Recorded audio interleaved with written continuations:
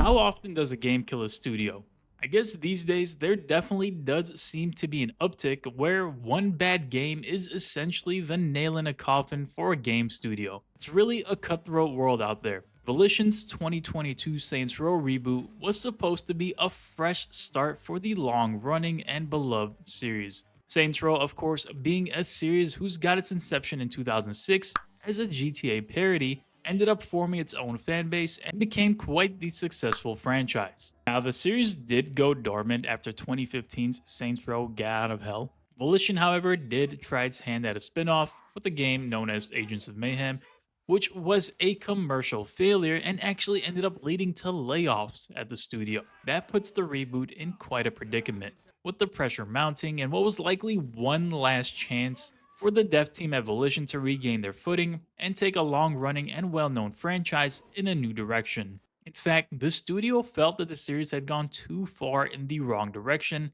and wanted the game to go with a more serious tone going forward.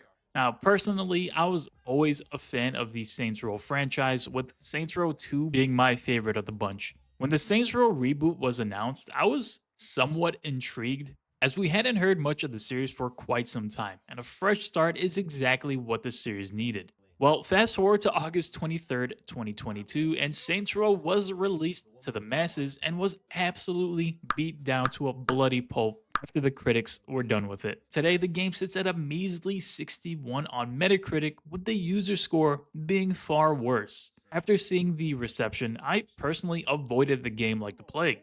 A $70 title that reviewed that poorly, I'll just wait till it goes on sale. Well, I waited long enough, as it is now more than 2 years later since the game's original release, and these days it's almost always on a deep sale. So I recently picked up the gold edition of Saints Row on PS5. My excitement can hardly be contained. Anyway, this video is going to be everything I have to say about the Saints Row reboot. Did you know 99% of you are unsubscribed? Hit that subscribe button and become uncommon. Now, I had no idea what to expect coming into this game. Of course, I was aware of the reviews and just generally how bad the game was, to the point where the studio actually ended up shutting down in August of 2023, just 1 year after the release. My experience with the game from start to finish was interesting because I felt like the game did almost nothing above average. I mean, not a single aspect of the game was a redeemable quality, outside of maybe the soundtrack. From the very start to the very end, the game just felt incredibly phoned in and uninspired.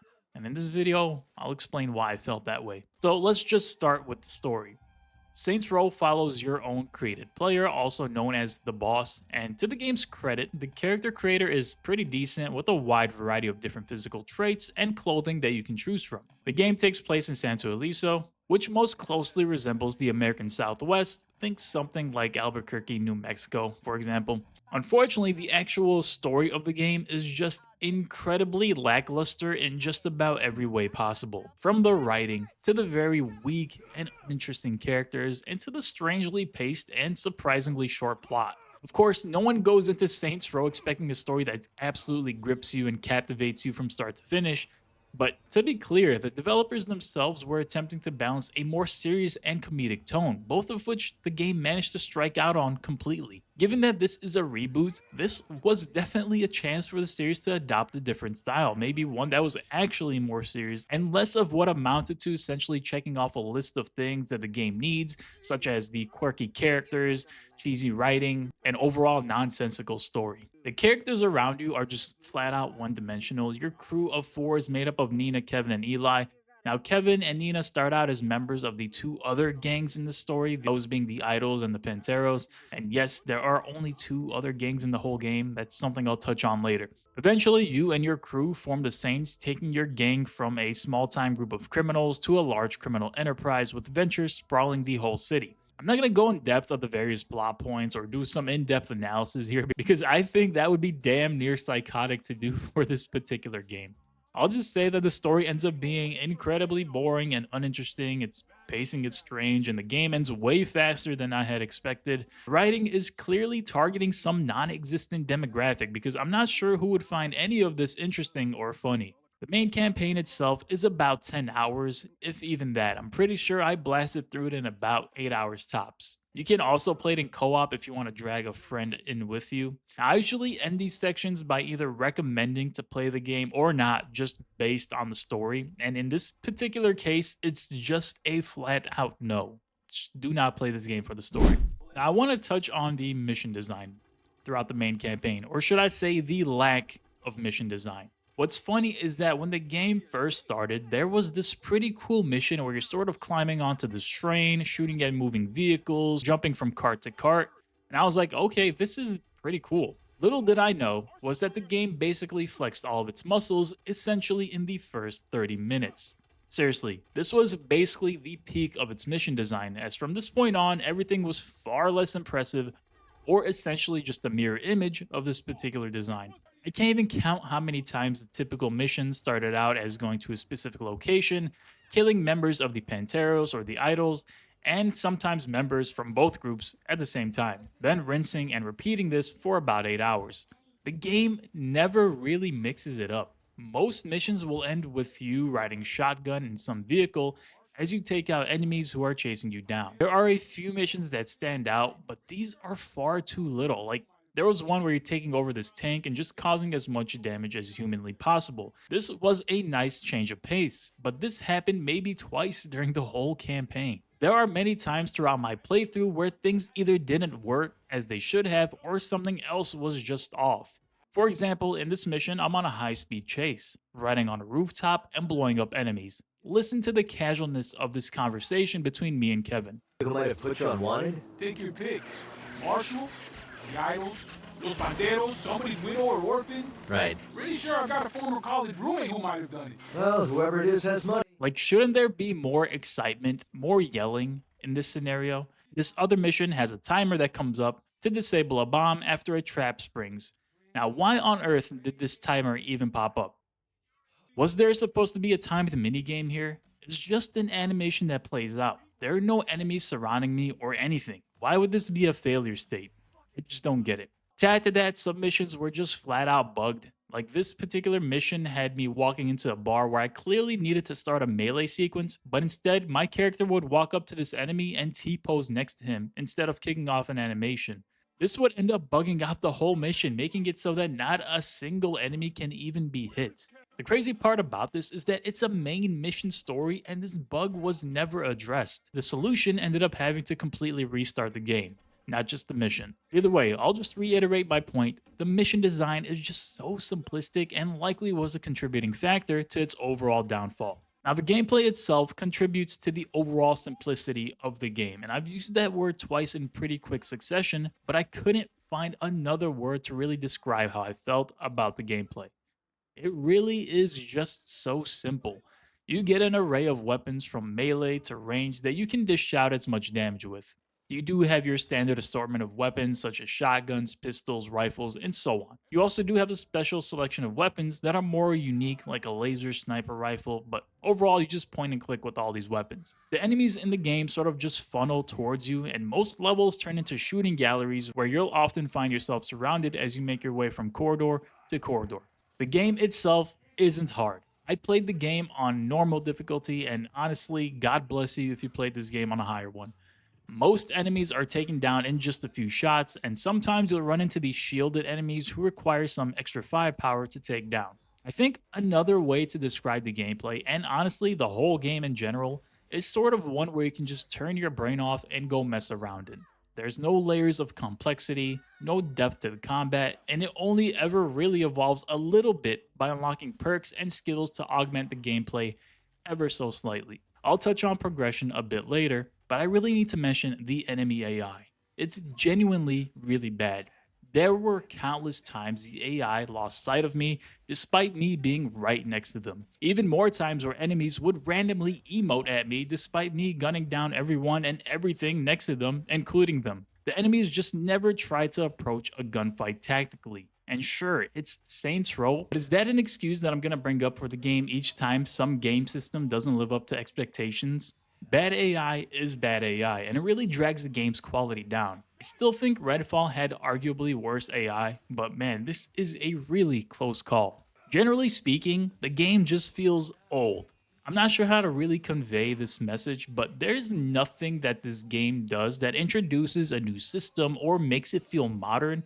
If you told me that this game was released on Xbox 360, I would believe you. Just based off the bare bones gameplay mechanics that don't evolve past running around while shooting and dodging. Now, let's quickly talk about the progression and the perks. There is this whole progression system where you max out at level 20, and as you level, you unlock new equipable abilities that can be used during combat. You can also unlock passive buffs like more health. This leveling system just feels arbitrary because it's not like you get to choose which ability to unlock next. You sort of just follow this linear progression until you max out. The whole system just feels really tacked on. Now, there's also this perk system where you can equip various types that can either aid you in combat or driving around. And these perks are unlocked by completing combat or driving challenges. You have slots for major or minor perks, but like I just couldn't see the benefit of having these perks. The game isn't even that challenging in any sense, and I hardly ever noticed or even navigated back to the screen after unlocking a few. Their impact just isn't that noticeable. Now, if there was some form of PvP, then maybe this whole perk thing would make sense, but yeah, that sums up progression in Saints Row. Now, the open world is decently sized. Definitely not as big as we've seen in other titles, but it's pretty jam packed with content. And to be honest, it's a shame that the scope of the game is so small. See, the open world is broken up to a number of districts. These districts have their own set of tasks and things to do, sort of like a checklist that we've seen in many open world games these days. Honestly, I really like this quality of life aspect that these games have. As mentioned, each district has a number of activities to complete, like eliminating threats, completing side hustles, and tasks for criminal ventures. There are a few problems with the open world that really draw it down. Firstly, it's surprising that there are only two other gangs in the game, the Idols and the Panteros. There's also this Marshall group, but they're more so like a security firm. Anyway, I would have definitely liked to see at least two more gangs in the game, mostly because there are a lot of districts in the open world. They could have went with some territory control side stories, but that doesn't even exist with the two groups that are in the game. My question is, why not? Wouldn't it have been a good idea to have your own criminal ventures and have to deal with control of your territory being lost and gained as the game progressed? It could have been a nice system that adds a layer of depth to the open world. I know something like that was never mentioned by the devs, but I'm just spitballing ideas that could have helped out quite a bit. Anyway, driving around the open world is fairly bare bones. Like, there are these side activities that you can pull over and do, but none of them are that interesting or fun. Some of them are like taking pictures to unlock fast travel locations or finding drug crates. Now, to open my video, I said that the game felt uninspired and phoned in, and I feel like the open world really contributes to that idea. It's not empty, but there's never anything interesting going on.